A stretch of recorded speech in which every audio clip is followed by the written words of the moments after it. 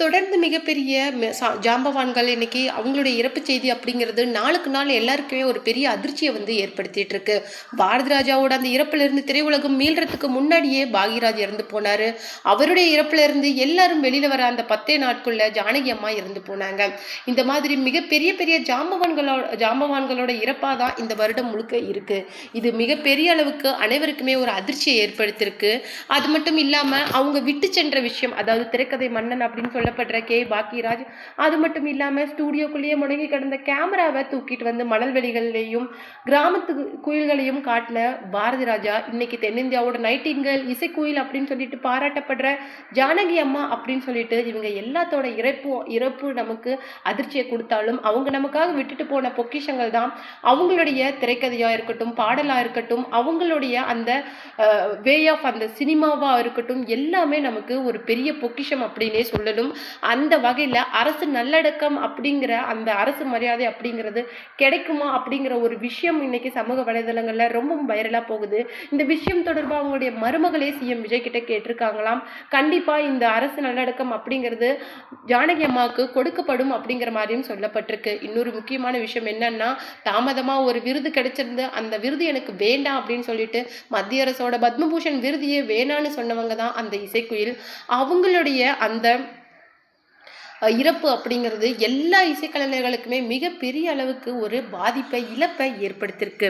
அதுதான் இந்த வீடியோவில் நம்ம ரொம்பவும் தெளிவாக பார்க்க போகிறோம். பார்க்கக்கூடிய ஒரு முக்கியமான விஷயம் என்ன அப்படின்னு சொல்லிட்டு பார்த்தீங்கன்னா, முதல்வர் விஜய் வந்து முதல் ஆளாக அவங்களுடைய உடலுக்கு அஞ்சலி செலுத்தி மரியாதை செலுத்தியிருக்காரு.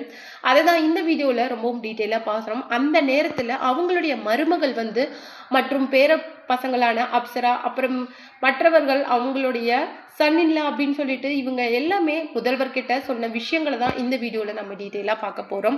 அதற்காக முதல்வர் விஜய் வந்து திருப்பி அவங்களுக்கு என்ன சொல்லியிருக்காரு பதில் அப்படிங்கிறதையும் தெளிவாக பார்க்க போகிறோம். வீடியோக்குள்ளே போகிறதுக்கு முன்னாடி சேனலுக்கு புதியவராக இருந்தால் மறக்காமல் சேனலை சப்ஸ்கிரைப் பண்ணி ஃபாலோ பண்ணிக்கோங்க. வாங்க வீடியோக்குள்ளே போகலாம்.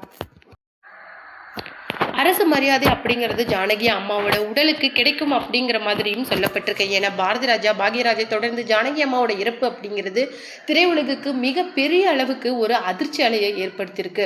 பாரதி ராஜாவும் வயது மூப்பின் காரணமாக இறந்து போனாலும் கூட அவருடைய இறுதி காலம்ங்கிறது அந்த அளவுக்கு அவருக்கு மகிழ்வா இல்லை. அதே தான் பாகியராஜுக்கும் அவருடைய இறுதி காலம் அவருடைய பையன் சாந்தனு வந்து அந்த அளவுக்கு சினிமாவில் வெற்றி பெறலை. இன்னொரு முக்கியமான விஷயம் வந்து பேர குழந்தை அப்படிங்கிறது அவருக்கு மகன் மூலம் இல்லை அப்படிங்கிற ஒரு இல்லாமையோட தான் அவருடைய இறுதி காலத்தை கழிச்சிருக்காரு. அது இல்லாம மகள் செஞ்ச ஒரு மிகப்பெரிய துரோகம் அப்படின்னு சொல்லிட்டு இந்த லெஜெண்ட்ஸோட அந்த இறப்பு அப்படிங்கிறது கொஞ்சம் கடினமா தான் இருந்திருக்கு. அவங்களுடைய கடைசி காலம் அந்த அளவுக்கு இல்லாம திடீர்னு இறந்துட்டாங்க.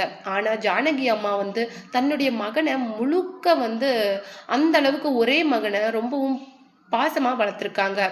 அவருடைய மறைவுக்கு அப்புறமேலு அவருடைய இல்லாமையா அவங்களால தவிர்க்க முடியல. அது மட்டும் இல்லாமல் திடீர்னு ஏற்பட்ட மாரடைப்பால தான் இறந்திருக்காங்க அப்படின்னாலும் அவங்க குடும்பம் சொல்கிற ஒரு விஷயம் என்ன அப்படின்னு சொல்லிட்டு பார்த்தீங்கன்னா, அவங்க நல்ல முறையில் தான் இருந்தாங்க. அவங்களுடைய இறப்பப்போ குடும்பம் சுற்றி தான் இருந்தாங்க. மாரடைப்பு ஏற்பட்டாலும் அவங்களுடைய மனசில் இருக்க ஒரு விஷயம் அப்பா தான். அப்பாவோட அந்த இறப்பை அவங்களால தாங்கிக்கவே முடியல. அவங்களால அதுலேருந்து வெளியில் வரவும் முடியல. அது மட்டும் இல்லாமல் அவங்களுக்கு எப்போவுமே மனசுக்கு ஆறுதலாக மருந்து தரக்கூடிய ஒரே விஷயம் பாடல் தான். எப்போவுமே அந்த பாடலை பாடணும் இல்லை கேட்கணும், அந்த 2 விஷயத்தை தான் அவங்க பண்ணுவாங்க. இது தொடர்பாக சிஎம் சார் என்ன சொல்லியிருக்காரு அப்படின்னு சொல்லிட்டு பார்த்தீங்கன்னா, ஜானகி அம்மாவோட இறப்பு அப்படிங்கிறது பெரிய இழப்பு தான் திரையுலகத்துக்கு. கண்டிப்பாக அவங்களுடைய இடத்தை யாராலையுமே ஈடு செய்ய முடியாது. ஏன்னா அப்படி ஒரு குரல், அப்படி அந்த குரல்ல இருந்து வர அந்த பாடல் அப்படிங்கிறது எல்லாருக்குமே ஒரு கிடைச்ச வரம் அப்படின்னே சொல்லலாம். எத்தனையோ ஒரு வருத்தத்துக்கு அந்த பாடல் மருந்தா கூட அமைஞ்சிருக்கலாம். இன்னைக்கும் அவருடைய பாடலை கேட்கும் போது இப்படி ஒரு வாய்ஸ் வந்து மறுபடியும் இந்த திரையுலகத்துக்கு கிடைக்கிறது அப்படிங்கிறது ஒரு மிகப்பெரிய கேள்விக்குறி தான் அப்படின்னு சொல்லியிருக்காரு. அவருடைய இறப்புக்கு நேரில் வந்து அஞ்சலி செலுத்தியிருக்காரு முதல்வர் விஜய். அதை தொடர்ந்து அரசு மரியாதை அப்படிங்கிறது அவருடைய உடலுக்கு கிடைக்கும் அப்படிங்கிற மாதிரியும் சொல்லப்படுது. அதை தொடர்ந்து வந்து அவருடைய இறப்புக்கு நிறைய திரைப்பிரபலங்கள் அஞ்சலி செலுத்திக்கிட்டு வராங்க. வரும்போதே அவங்க கலங்கன முகத்தோடையும் வர்றதை பார்க்கும்போது எல்லாருக்குமே ஒரு மிகப்பெரிய கஷ்டமா இருக்கு. இது தொடர்பாக பாடகர் மனோ மற்றும் சித்ராமா எல்லாருமே வந்து மிகுந்த வருத்தத்தை தெரிவிச்சிருக்காங்க. அப்படி ஒரு குரு, அப்படி நம்ம ஒரு மனுஷனை அப்ரிஷியேட் பண்ற ஒரு பர்சன் இதுக்கு மேல நமக்கு கிடைக்க மாட்டாங்க அப்படின்னு சொல்லிட்டு அவருடைய இறப்புக்கு ஆழ்ந்த இரங்கலை தெரிவிச்சிருக்காரு பாடகர் மனோ மற்றும் சித்ராமா.